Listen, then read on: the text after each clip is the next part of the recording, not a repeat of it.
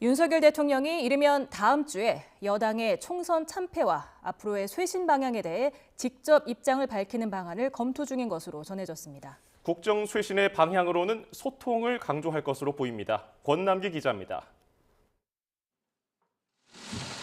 윤석열 대통령은 총선 직후 이관섭 비서실장을 통해 국민의 뜻을 받들어 국정을 쇄신하겠다는 메시지를 내놨습니다.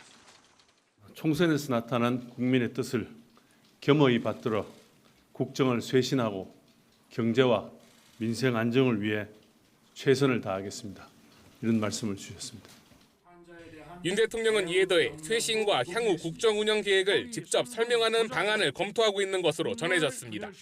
국무회의 발언이나 대국민 담화 등 다양한 형식이 거론되고 있는데 내용은 무엇보다 소통과 민심 청취를 강조할 것으로 보입니다.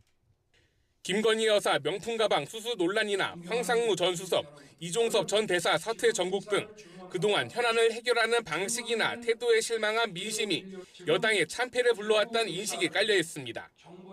윤 대통령이 국민에게 입장을 발표하며 사과할지 또 야당에 대한 협치 의지를 밝힐지도 관심입니다.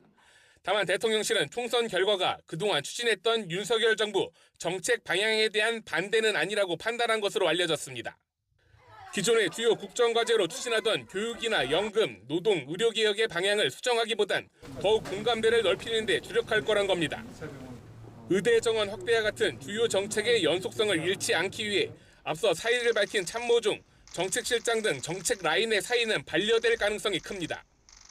다만 비서실장 등은 이른 시기에 교체하며 쇄신 의지를 드러낼 것이란 전망이 나옵니다.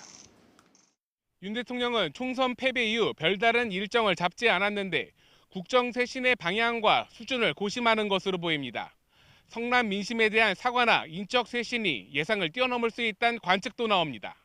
YTN 권남기입니다.